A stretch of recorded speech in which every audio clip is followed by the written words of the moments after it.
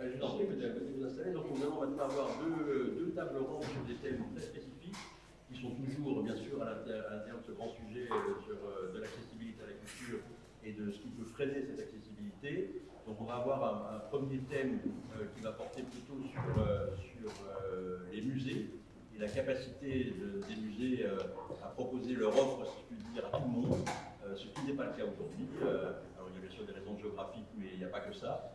Et puis ensuite, un autre sujet spécifique sur le cinéma, qui est certainement aujourd'hui l'art le plus populaire, théoriquement le plus accessible à tous, mais qui en fait ne l'est pas, puisqu'on voit qu'il y a encore une partie très importante de la population qui n'a pas accès véritablement au cinéma. Et donc, on va avoir là des expériences qui vont nous permettre de voir comment on peut outrepasser ces freins et permettre un progrès pour que davantage encore de gens jusqu'ici empêchés puissent avoir accès à ces lieux ou à ces outils culturels. Donc on va commencer par les musées, par la notion de visite universelle. Donc si vous voulez bien maintenant. Bonjour à tous, donc je m'appelle Laetitia Wakil, je suis directrice d'Interface Handicap, qui est en l'occurrence une association qui s'occupe de travailler pour l'accès à la culture. Donc on est presque majeur puisqu'on a 17 ans, donc l'année prochaine on aura l'occasion de vivre encore plus notre maturité sur le sujet. Je vais, pour progresser dans la discussion, vous donner la nouvelle définition du musée qui a été décidée par le Conseil international des musées, ICOM, et qui me paraît intéressante comme entrée en matière pour poser en l'occurrence la problématique. Un musée est une institution permanente à but non lucratif et au service de la société qui se consacre à la recherche, la collecte, la conservation, l'interprétation et l'exposition du patrimoine matériel et immatériel. Ouvert au public, accessible et inclusif, donc c'est là la nouveauté, aussi, il encourage la diversité et la durabilité. Les musées opèrent et communiquent de manière éthique et professionnelle avec la participation de diverses communautés. Ils offrent à leur public des expériences variées d'éducation, de divertissement, de réflexion et de partage de connaissances. Donc cette notion d'inclusion, elle me paraît très importante au vu de la sémantique et aussi de la discussion qu'on a démarrée avec vous. On parle souvent d'intégration. Donc je vous ai mis un petit schéma qui permet justement de voir la nuance et toute la nuance qu'il s'agit aussi de prendre comme une vraie mesure pour un vrai étalon pour essayer d'apporter des réponses à la question de imaginer des parcours universels. Comme vous voyez sur l'image, intégration, on a donc 3 personnes de tailles différentes. On aurait pu aussi faire un schéma avec 3 personnes avec des situations de handicap différentes, qui sont donc sur des mobiliers qui leur permettraient de regarder au-delà de la barrière. Le premier est assez grand, il voit tout ce qui se passe sur le stade, le deuxième l'est à peu près, et le troisième est trop petit, et il ne voit plus justement ce qu'il y a sur la scène. La notion d'inclusion va apporter en l'occurrence une nuance toute différente comme vous le voyez, puisqu'on va demander à l'environnement et à la société aussi de venir compenser pour que finalement le plus petit puisse avoir suffisamment d'auteur d'estrade pour participer en l'occurrence à la collection peut-être et aux œuvres d'art qu'on va lui proposer dans un musée. Donc impossible pour moi de démarrer en l'occurrence cette discussion sans parler de ces différentes situations de handicap. On parle beaucoup du handicap moteur, on parle beaucoup du handicap auditif, etc. J'ai essayé de représenter un peu plus de diversité et ce schéma en l'occurrence est là pour définir ce que c'est que l'exclusion. L'exclusion dans les musées, c'est celle qu'on vit depuis un certain temps quand même, qui est qu'on a la possibilité de jongler avec des cartels et des œuvres, pour un peu schématiser.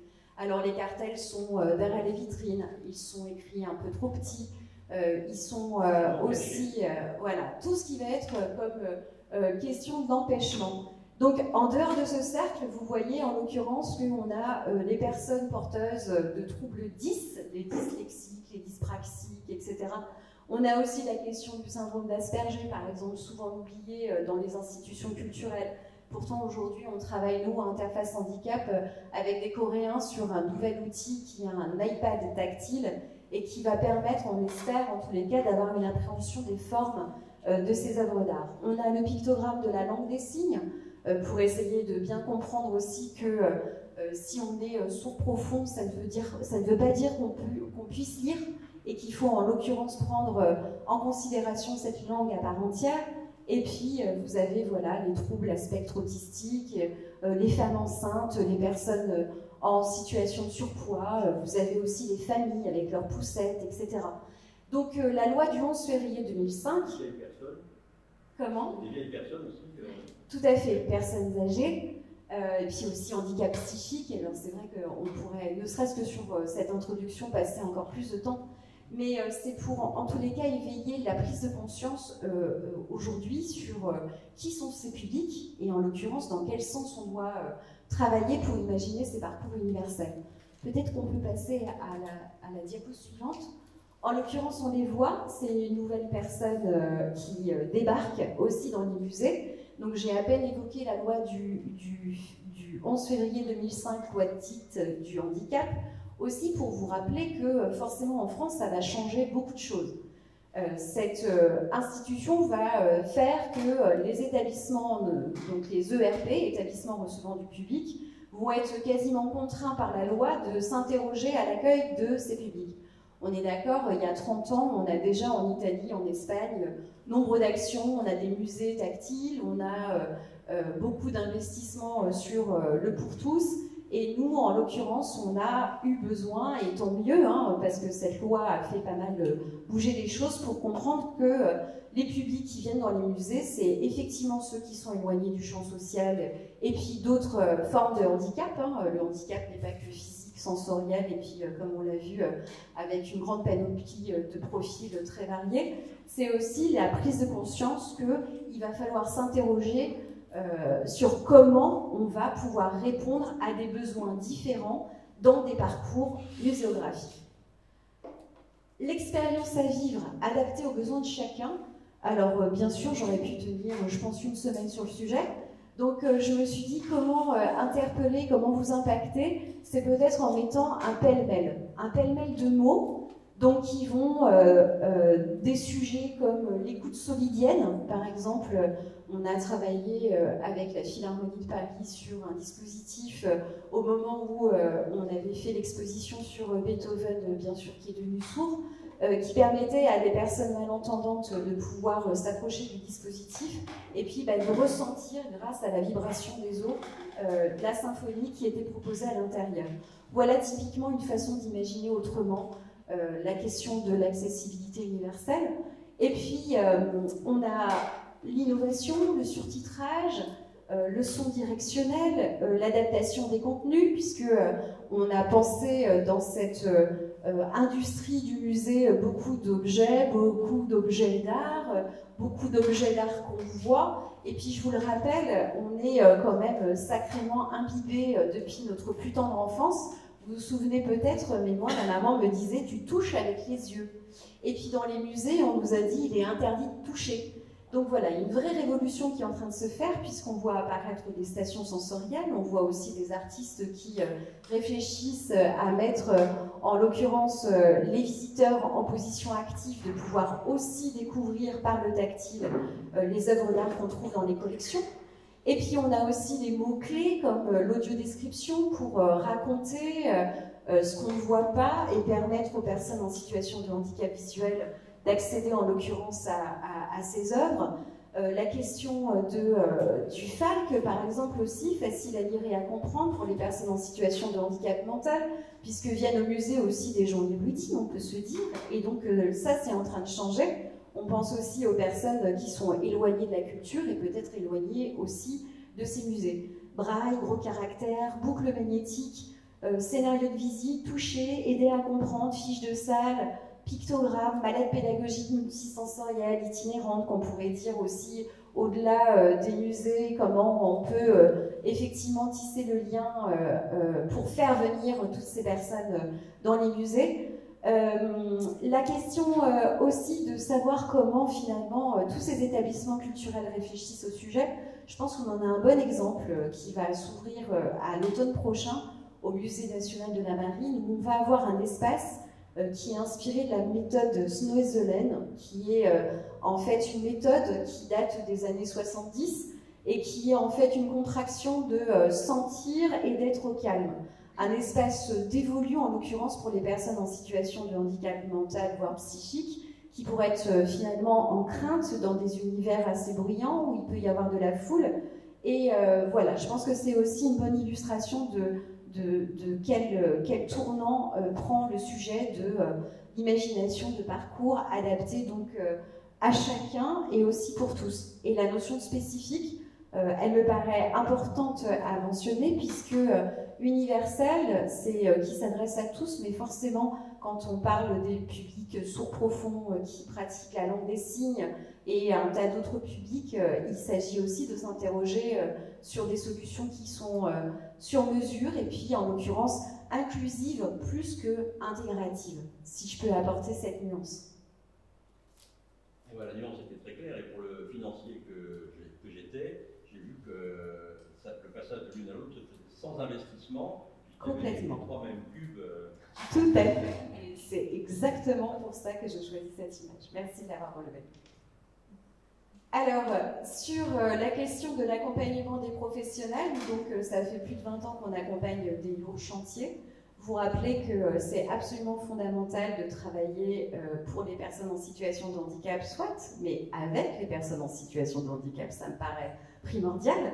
Donc, quand on évalue et qu'on travaille avec les équipes muséographiques, alors je vous cache pas que ça peut être aussi un jeu de bras de fer, hein, parce qu'ils sont pas tous hyper ravis de nous voir arriver avec notamment cet argument qu'il va falloir aussi trouver des espaces pour mettre des mobiliers, où on va pouvoir toucher, et puis où on va engager aussi un certain nombre de bras de fer sur la taille du cartel, sur la police, sur etc. etc. Là, je vous donne un exemple de comment on peut travailler en amont. C'est effectivement de trouver une solution qui soit un peu à la croisée de cette universalité, donc qui va faire que le mobilier, en l'occurrence que je présente ici, qui est une coupole ajourée, qui est celle du Louvre à Abu Dhabi, où on voit qu'une personne en fauteuil pourra passer les genoux. On s'aperçoit aussi que sous la table, il y a un encart qui permet aussi, pourquoi pas, de mettre des fiches de salle avec des éléments d'information sur l'histoire de l'architecture du bâtiment, mais aussi possiblement en braille, en gros caractères, et puis aussi avec d'autres médias qui vont être interconnectés avec un compagnon de visite, avec du guide multimédia, avec des vidéos en langue des signes, etc. Donc on a bien une position, une personne en position debout qui a suffisamment de choses visuelles à découvrir, et donc pour pouvoir, et ça n'est qu'un exemple type d'outils et de dispositifs, il faudra aussi s'entourer d'experts, forcément, d'experts parce que on va travailler sur la durabilité, sur la notion d'économie certes, mais que ça puisse durer dans le temps et puis que ça puisse être évolutif. Donc à la croisée aussi de différents prestataires qui vont travailler ensemble. Donc la notion de collaboratif est juste fondamentale aussi pour parvenir à faire des beaux projets universels. La question des arbitrages est aussi nécessaire parce que quand on mêle différents publics en situation de handicap différentes, c'est vrai qu'il peut y avoir des conflits. Donc on essaye de les résoudre pour que, en l'occurrence, tout le monde puisse trouver une solution satisfaisante dans la complémentarité et dans les solutions très plurielles. La question de l'évaluation, on n'en parle pas beaucoup. On a beaucoup d'établissements culturels qui mettent en place des dispositifs, des compagnons de visite en pagaille. En fait, sur site, on s'aperçoit que ça ne marche pas, que les vidéos en langue des signes ne peuvent pas être téléchargées, etc. Donc ça, c'est un vrai sujet, je pense, depuis qu'on s'intéresse à ces questions-là, de savoir comment évaluer et non plus seulement avoir bonne conscience, c'est bon, on l'a fait. On a un truc pour ces publics-là, mais de ne pas s'interroger sur la question de savoir si ces publics viennent vraiment et de pouvoir, en l'occurrence, avoir une dynamique et une programmation culturelle qui les inclut le plus possible. Donc, chez nous, ça passe par la formation des personnels, tout le temps, sur toute la chaîne d'accessibilité et une accessibilité généralisée. Je ne vais pas m'étendre là-dessus parce que je sais que Sophie Lemaire va présenter à la fin de la boucle justement notre démarche globale, sur comment mobiliser les professionnels sur toute la chaîne en amont et en aval. C'est super intéressant ce que vous venez de nous dire. Je pense qu'il y a un progrès considérable quand même qui a été fait dans le monde muséal. Moi, je me rappelle mon enfance lyonnaise, dans des musées absolument sinistres. Et quand on voit ce qui se passe aujourd'hui, quand on voit les groupes d'enfants, quand on voit, j'ai eu la chance d'aller au Louvre à Abu Dhabi, donc j'ai vu ces dispositifs-là, je pense qu'il y a des progrès immenses qui ont été faits. C'est vrai qu'il y a la question qui a été évoquée tout à l'heure par Madame sur la mesure d'impact, c'est très important. Et je pense que vous avez tout à fait raison, il ne faut pas s'arrêter au fait, je l'ai fait, donc voilà, je quitte. Maintenant, advienne que pourra, il faut suivre.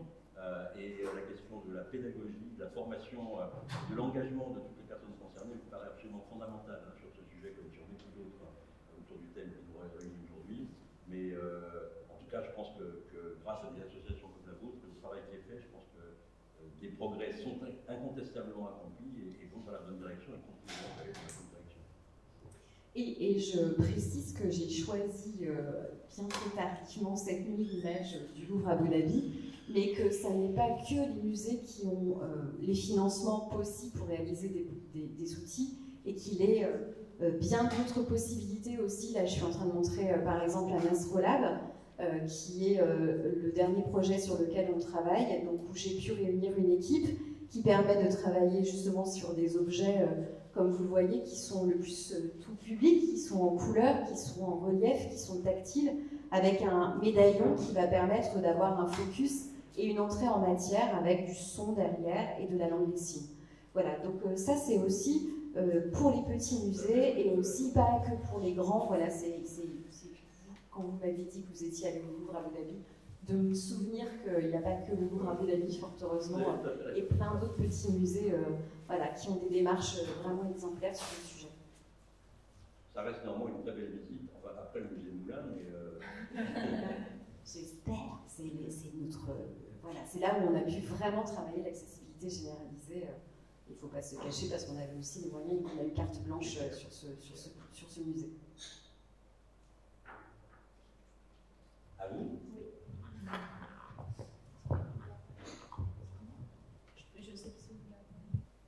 On passera aux questions peut-être après les différentes interventions.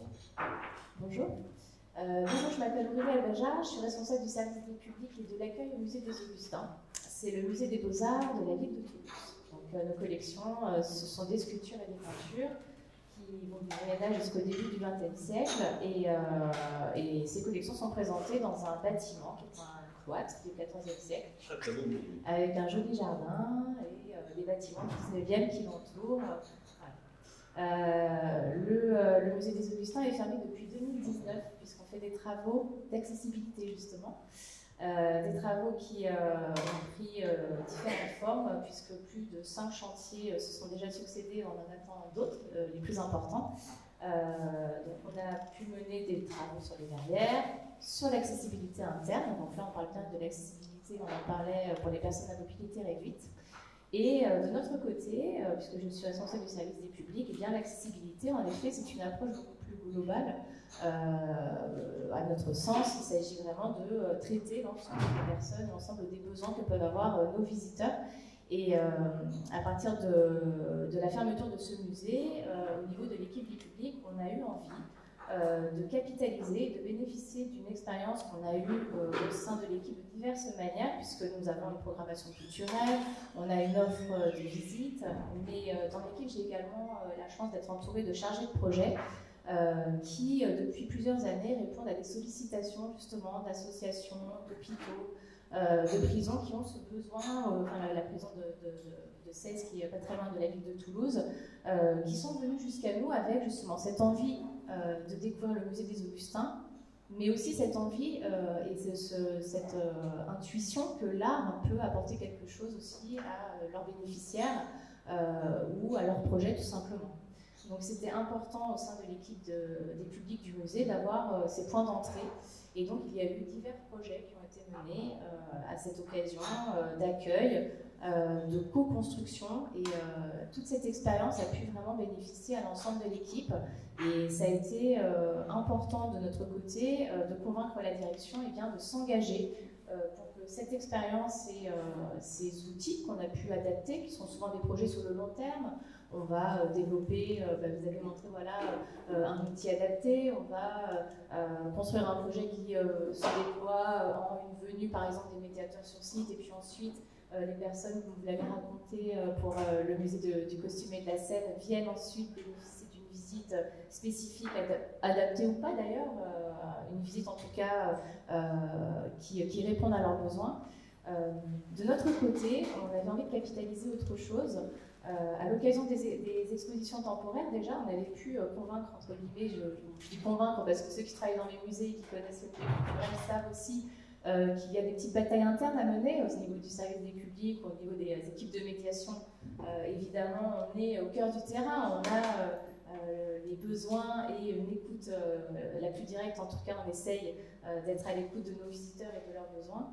Et puis voilà, après, il y a des décisions à prendre qui sont impactantes puisque ça peut avoir un impact, et c'est ce qu'on va vous montrer sur le parcours de visite. Donc, quand on touche au parcours de visite, à la scénographie, à la présentation des œuvres et des collections, voilà, là, il faut aller plus loin et que ce soit l'ensemble du musée et de l'établissement et de l'équipe qui en soit convaincu. Je ne sais pas si c'est la bonne image. Parcours de visite, il était avant. Sur le parcours de visite. Concernant le projet que nous souhaitons vous présenter aujourd'hui, c'est le parcours sensoriel, le parcours multisensoriel que nous avons pu développer depuis 2019 avec plusieurs étapes.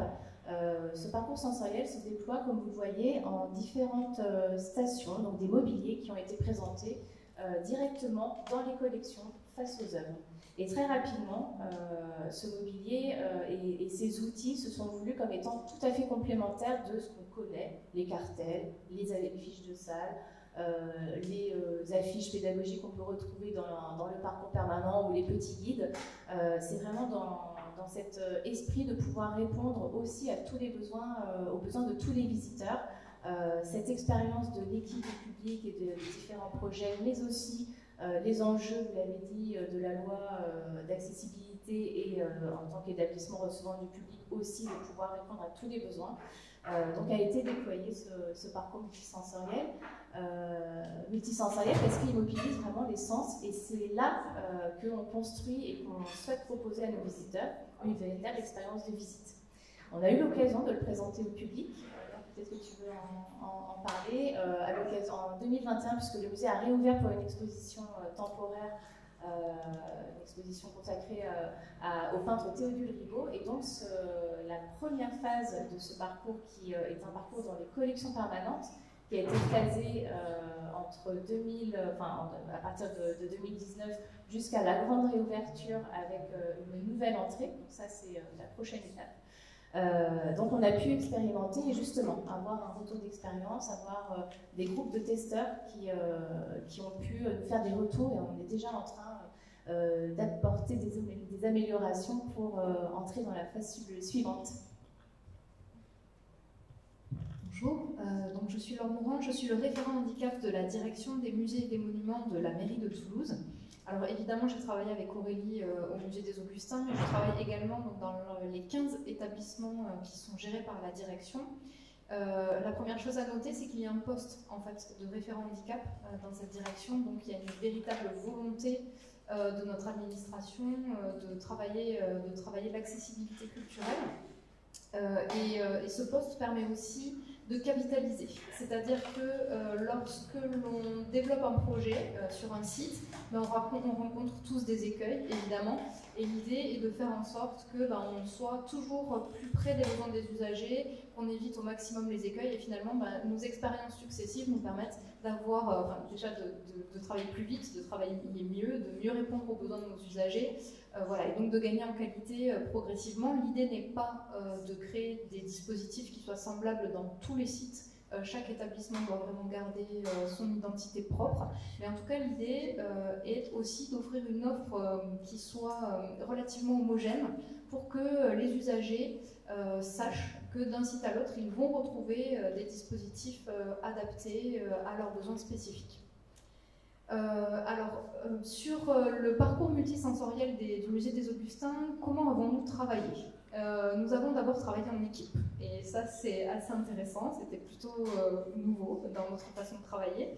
On a la chance au service des publics d'avoir une équipe qui est vraiment pluridisciplinaire, comme l'a dit Aurélie. Il y a des plasticiennes, il y a des guides conférencières. On a aussi travaillé avec les conservateurs, on a travaillé avec les documentalistes. En fait, on s'est tous mis autour de la table pour réfléchir à un outil qui convienne à tout le monde. Et en fait, je pense aussi que, en fait, il y a une chose au départ de ce projet, c'est qu'il y a il y a quelque chose qu'on ne voulait plus, en fait.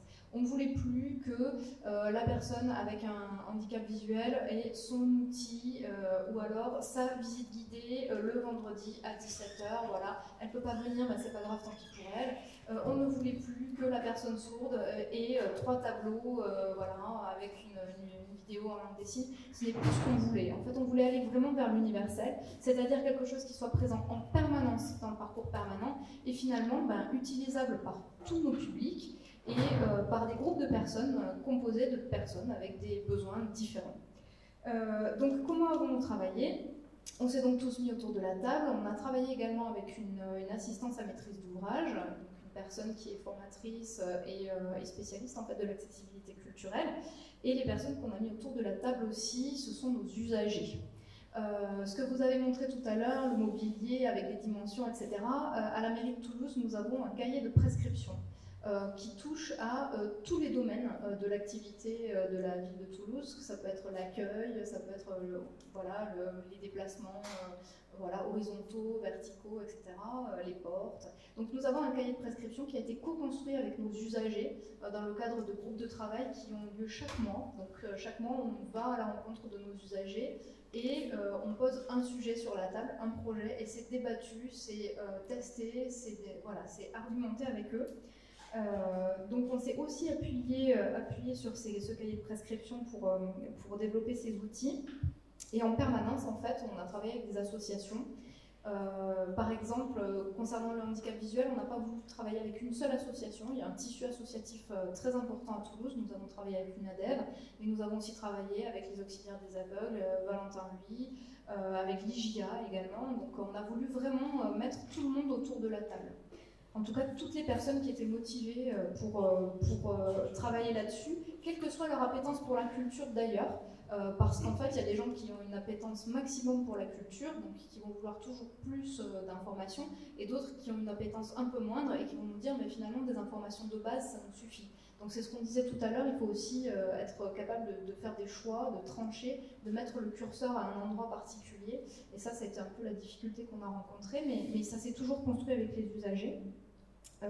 Alors finalement, on parle de curseur, mais qu'est-ce qu'on a sur ce parcours multisensoriel?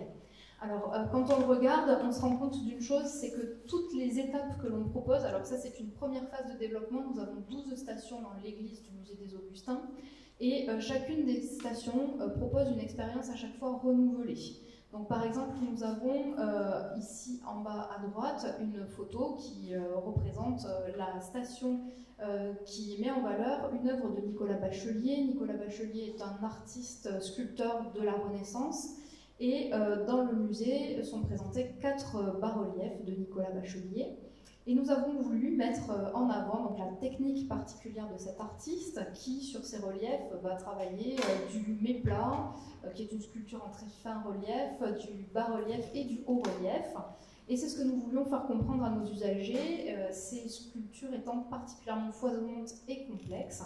Donc nous avons décidé de partir sur une orientation qui irait vers plus une approche tactile et avec également un audio qui présenterait le contexte de l'œuvre de Nicolas Bachelier, qui serait bruité et qui comprendrait des plages d'audio-description.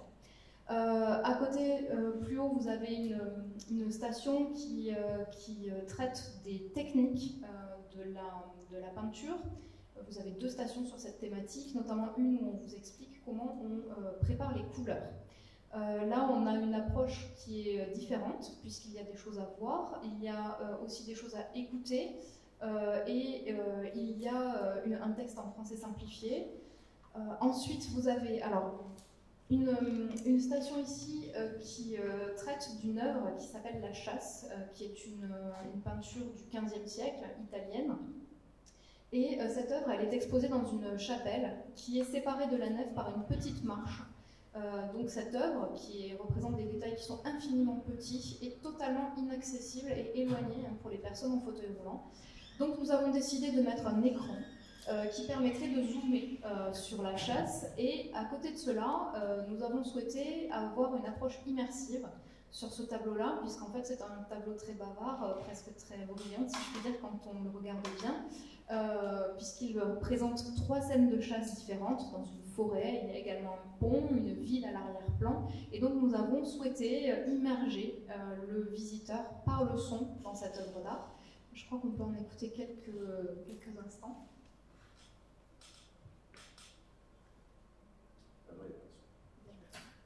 Donc, en fait, faites-moi confiance, on entend des chants d'oiseaux, des bruits de chevaux qui courent dans les feuilles. Le son est en binaural, ce qui fait qu'en fait, vous entendez derrière vous le cheval passer de gauche à droite, les chiens qui courent, les cloches de la cathédrale de Florence qui sonnent. Donc, on est vraiment plongé à travers cette création musicale en binaural pour être le plus immersif possible.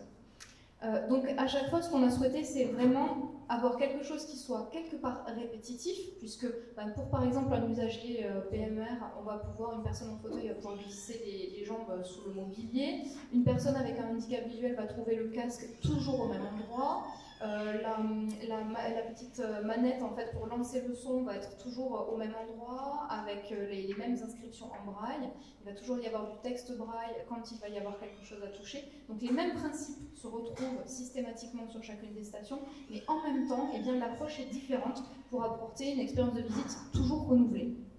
Ça, c'est quelque chose qui nous tenait à cœur. Alors pourquoi est-ce qu'on a travaillé en accessibilité universelle ?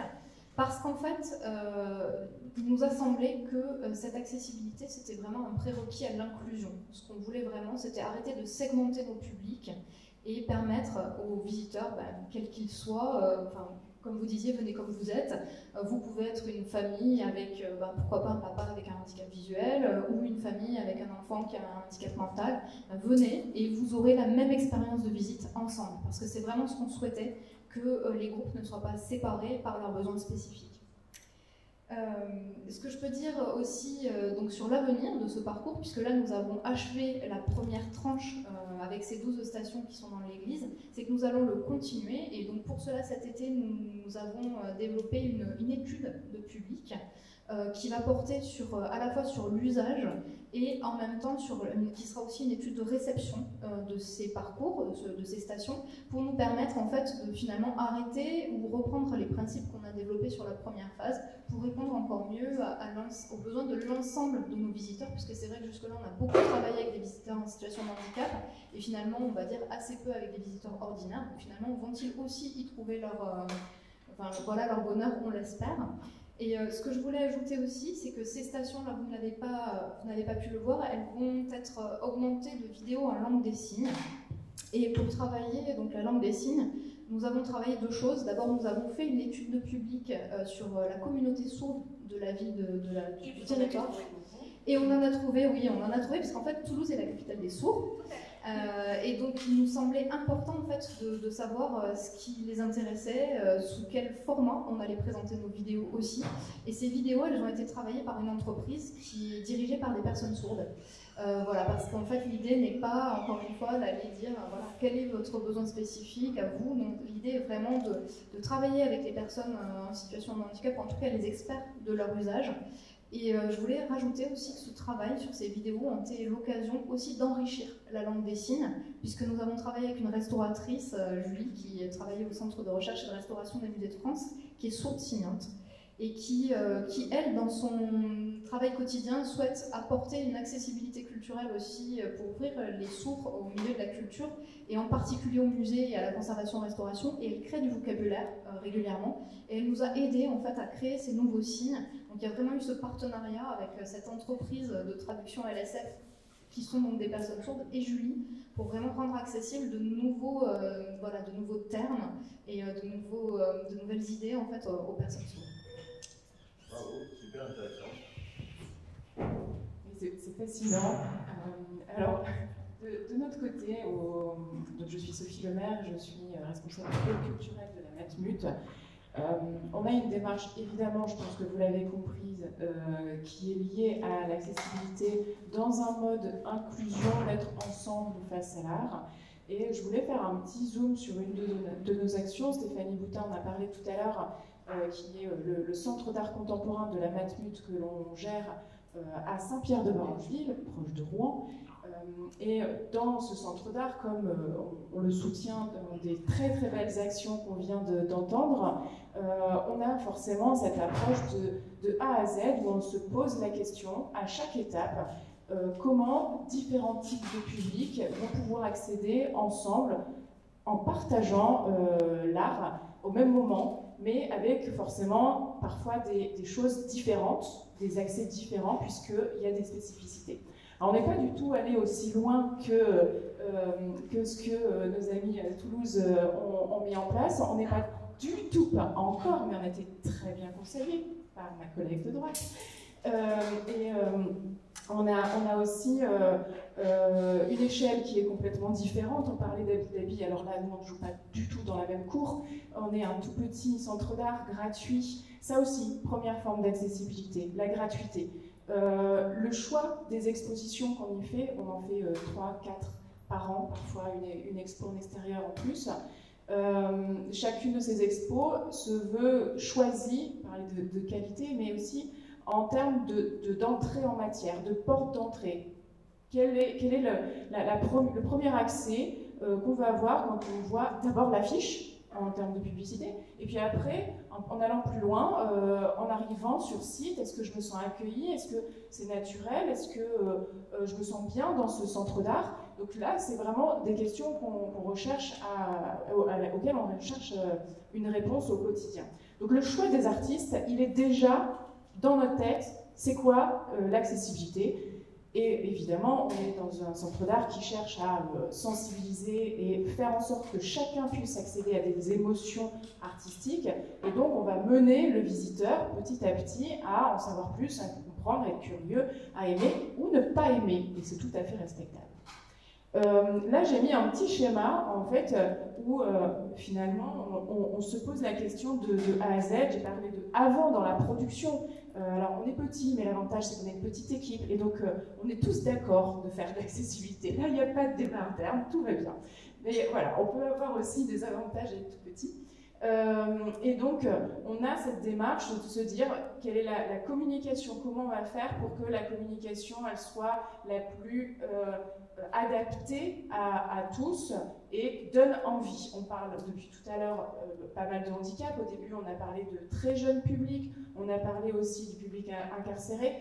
Là, on ne va pas parler du public incarcéré puisqu'on est dans les murs, mais en tout cas, dans cette démarche, on voudrait que le lieu soit, que chacun vienne comme il est, selon ses envies, selon le temps qu'il a. S'il reste 5 minutes, ça ne pose aucun problème.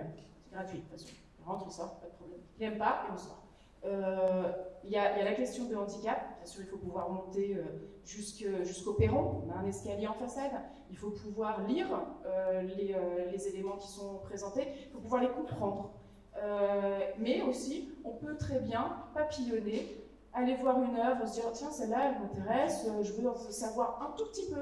Le cartel, bien sûr, lisible, bon état, bonne orientation, etc. Tout ça, merci Laetitia de nous éveiller à toutes ces attentions. Mais on veut aller un peu plus loin. Donc, on a cherché, donc ça c'est l'étape signalétique et médiation, où on a fusionné finalement un projet où on travaillait une refonte de la signalétique, où elle mène de façon assez fluide, c'est pas encore en cours, hein, c'est work in progress, mais elle va arriver à des contenus complémentaires, un peu comme vos stations finalement, où on va pouvoir avoir un QR code, qui n'est pas un QR code, mais qui donne accès à un contenu additionnel, vidéo parce que c'est sympa, LSF parce qu'il faut, parce que sous-titré évidemment, mais aussi un time-lapse du montage qui va donner une autre approche de l'œuvre. Et en fait, on va essayer comme ça de proposer dans le parcours permanent et en autonomie, on parlait tout à l'heure des visites accompagnées, tout ça c'est très bien, mais est-ce que vous êtes disponible à 15h15 le premier samedi du mois? Je ne sais pas, peut-être pas. Et bien là, on veut que les gens viennent quand ils veulent, dans les heures d'ouverture, qu'ils se sentent les bienvenus, quels qu'ils soient, quel que soit leur temps, quelles que soient leurs envies, quelle que soit aussi leur humeur, parce qu'on peut très bien passer 3 heures dans un musée, on peut y passer très peu de temps, et donc si on a peu de temps, on va papillonner un peu, on va juste regarder le nom de l'œuvre ici, on va rester une demi-heure là, et on va se balader là, et on va laisser passer derrière nous les 80%, mais peu importe, on reviendra, peut-être, on espère. Très bien, écoutez, je pense que vous avez donné des illustrations parfaites de votre thème initial sur l'intégration par rapport à l'inclusion. Je crois que la philosophie qu'on peut tirer de ce qu'on vient d'entendre, c'est que la responsabilité de l'inaccessibilité à l'art et à la culture, elle vient pas des personnes, mais elle vient de la société elle-même, qui n'a pas pris en charge, qui n'a pas voulu prendre en compte ce qu'il fallait faire pour que tout le monde puisse être inclus dans son grand périmètre. Et ça, je pense que c'est une leçon fondamentale pour l'avenir, la question de la responsabilité, parce que ça inverse complètement le propos par rapport aux gens qui n'ont pas cet accès, qu'ils soient handicapés ou simplement empêchés par d'autres raisons socio-économiques, etc. Ça, je pense que c'est une approche absolument fondamentale pour l'avenir en ce qui concerne l'accès à la culture. Merci. Je pourrais juste dire que sur les obstacles que je rencontre depuis 20 ans ne sont pas tellement le handicap au final.